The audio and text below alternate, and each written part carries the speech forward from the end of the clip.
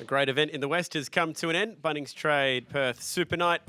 Winner by night, winner by day, Shane van Gisbergen. Well done also, Will Davison picking up a race win earlier today. And James Courtney back on the podium for Tickford. Fantastic to see. We'll start with the man in the middle. And just want to get your thoughts collectively throughout the whole weekend now that you've been able to put a couple of wins together. Yeah, I'm still angry at Winterbottom from this morning. Otherwise, probably would have been a really good weekend. But yeah, this morning was pretty frustrating, getting that qualifying. Because in the first one, the second quali, we showed what we really could do. But awesome weekend, but got some weaknesses. My starts, for one, I just keep getting shockers. And then pit stops, we not quite quick enough to put pressure on these guys. We probably should have come out a little bit closer. But yeah, really, really good weekend. Normally, it's not a very strong track for myself, so it's good. Is not knowing who the leader is one of those weaknesses? Can you talk us through that? I just misread the race a bit there. Like, after 8 laps, Daylight was third and Will and I were cruising along, and I didn't realise James had pitted. And when I came out, I think James and Chaz were battling, and then Chaz pitted, so I was waiting for James to pit, and I passed Will, and then I was just trying to overheat Will and manage Will, and couldn't see anyone behind, and yeah, didn't realise. They did tell me he was the leader, but I thought he still had to pit, so I just stayed at 2 seconds, made sure I had clear air, and just mirror drove. Yeah, and then they're like, no, he's already pitted, so yeah, and luckily I passed him at turn 7 and safety car come out at turn 3, so perfect. All right, and just your thoughts on Will's performance this weekend as well, because he's certainly putting together a couple of fine drives and certainly taking it to you this weekend. Some really good battles, particularly earlier today. Yeah, like I complimented it on his pass on Waters. It was an awesome dive bomb, and I was a little critical of the officials' consistency though, and I did feel for Cam, like they could have maybe readdressed it straight away, not done what they did. That was pretty rude, I thought. But yeah, finally to get a win for him, it's really good. I would have rather have won, but damn Mark Winterbottom. Is he now the fast DJR car? Oh, it's good that he's finally up there. But yeah, they're both quick. But yeah, hopefully I'm more consistent. Well done. James, did you know you were the leader? I knew I was the leader, and I was loving it. Watching him, I was waiting for him to come, and I'm like, geez, maybe I've got this thing. And I was pressing along, and Scap, I could hear the excitement in my engineer's voice. He's like, they're not catching. And then all of a sudden he realised and caught up. But yeah, it's good to have a bit of free air, and great strategy call with Scaff. We changed the car quite a bit for the last one. It was really quite good. The plan was to pit super early like we did, and just have some consistent laps and really try and manage that tyre. So that side of things, I think we executed that perfectly. It's just we got beat by a faster car. So I think those guys, they're obviously super quick and super consistent. And the good thing about us is that we've we were fast at the Grand Prix, but we had things go wrong. We should have had a podium one of the days, and obviously that didn't happen. But it's good to get the podium here. Was your good result in that final race a good way of making up for the disappointment of the team for what happened earlier to Cam? I felt for Cam like with Shane. I thought it could have been sort of sorted out a bit nicer. I think the penalty didn't match the crime.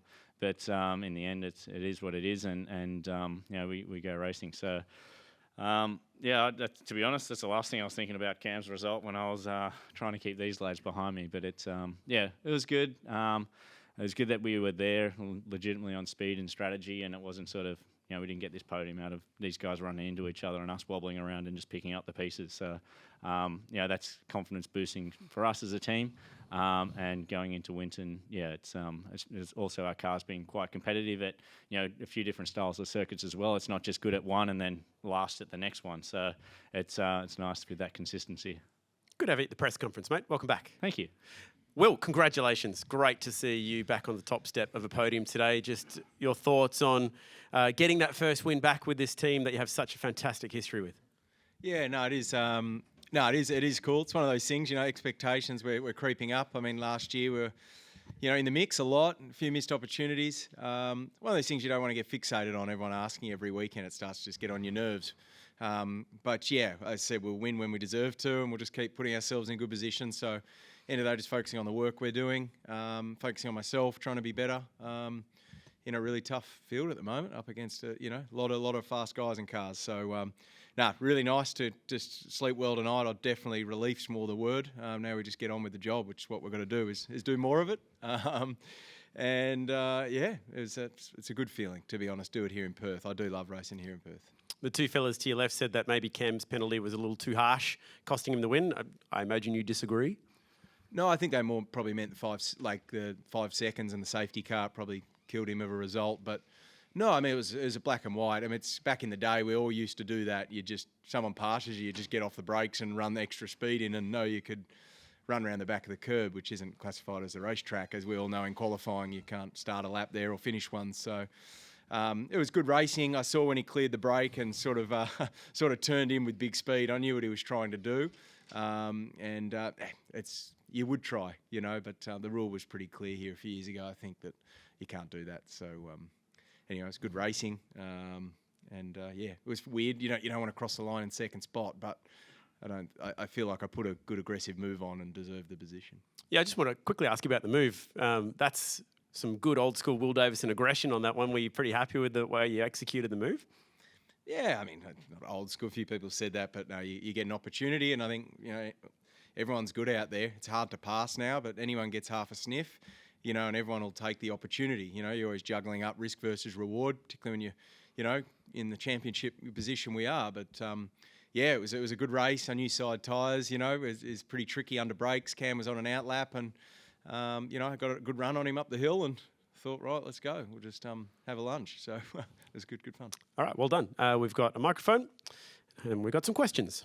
JC, congratulations. Obviously, this isn't your first podium, obviously, it's this season, but last season we saw you grab the one in Sydney. However, it was the earlier race, so you didn't get to spray the champagne. Does this one feel a little bit sweeter because you got that actual moment on the podium and got to spray the champagne with the crew? Yeah, for sure. It's always better when you're spraying it, so rather than just being handed a bottle after. But no, it's awesome. It's like I said, we've sort of had good speed and had things go wrong and been close, and it's nice. Not for me, it's cool, but for the guys that work on the car, those guys work crazy hours, so hard, and put their heart and soul into the thing, and to get so close and not be rewarded. And the other side of our garage, credit to him, he's had good amount of success and podiums, but it's nice to be able to give something to the guys on my side. So it's especially after the last one, how they were gutted after that, and then to see them all today, they're all going crazy, which is excellent. JC, another one.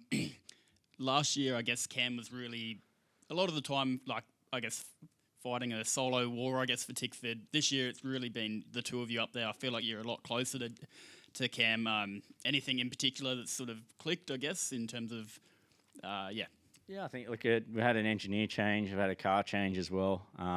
So I think all those sort of things, it's a newer car, the same as what he's got, and the engineer change, and also me driving the thing for a little bit longer as well. So I think there's a few things.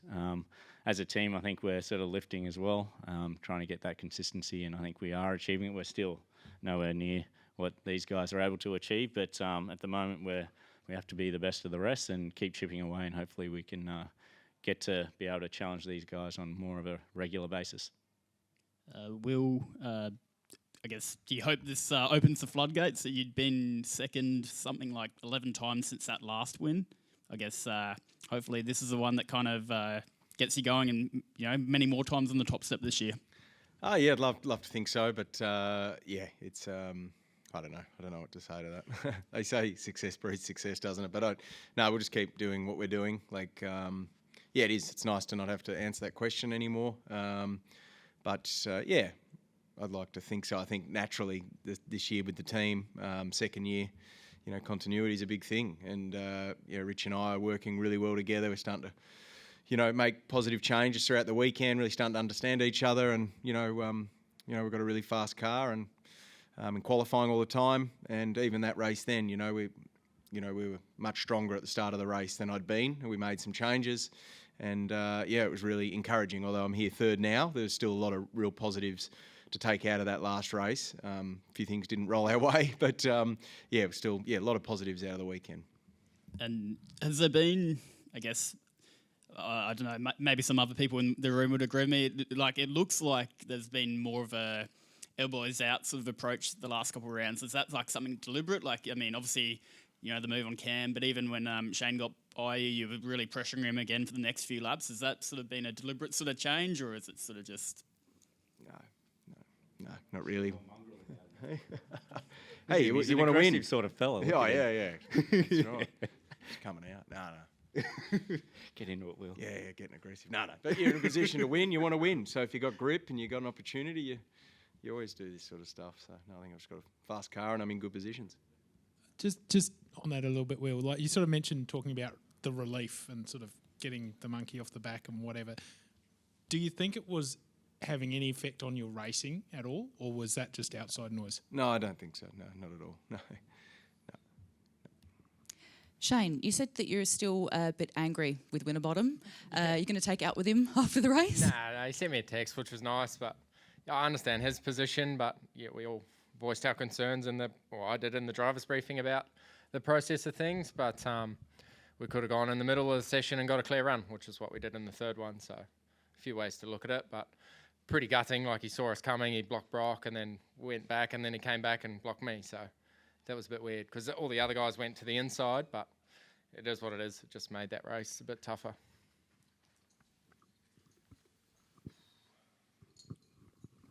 Shane, I guess you'd have to say this is building up some pretty good championship momentum, isn't it? Yeah, still too many bad races. Like, we had a bad one at Sydney, which we salvaged.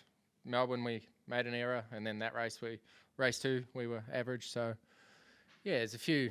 It's either win or bin, so it feels like. So maybe I need to accept second or third sometimes, but winning races is a nice feeling too. And James, is this weekend, is it a credible sign that the team, the group, is moving forward and starting to catch up to the other two? I would say we're catching them. I think they're still super speedy. I think their consistency and their ability to come back if they have a bad session, like he was just talking about, they're able to recover so quickly, and it's something that we as a group need to work on. We still have a lot of little things that we need to tidy up, not only with us functioning as a team, but also with the car build, the way the car's prepped and things like that. Or clean up all those little 1%ers and have everything, all the ducks in a row, and then we can challenge these guys. At the moment, I don't think as a team we're at that same level as those guys. We're pushing to be at that level, and as a group, we've accepted that we've got areas we need to clean up and be sharper and pay more attention to, and things like that, because all those little things that you do better add up to all those little 1%ers. So as much as it is a cliche, I think that's what these guys as a team are able to execute at 98% every weekend and most races. So we need to be executing at that sort of level to be able to challenge them. But as for car speed, I think yes, we have made an improvement. All three cars at least were in the top 10 for each qualifying and had really good results. Jake had a cracking day today, apart from that last one where his cousin took him out. But that'll be a fun dinner tonight with those two. They can just punch each other and see who wins. I think Brody might, but Jake does have a mullet, so that's going to add some fire in his belly. Yeah, but so that'll be fun to watch tonight. But no, it's good, and it's good morale in the team at the moment, and with that speed coming and everyone sort of happy and working together, it's it helps get us further forward. Just a couple of quotes, if we could, Shane, about what's coming ahead. So we've got the 12-hour coming up, and you guys will be having a fair old dip at that at 888. I'd love to get your thoughts on returning to the mountain. Yeah, it should be awesome. I love that race. Middle of the year will be interesting. The 6-hour was pretty fogged out till 9 o'clock, so pray that there's no fog for the 12-hour. It starts early, so Brock's got young eyes, so he's in for the start, which will be good. Doing everything I can to get out of getting up early.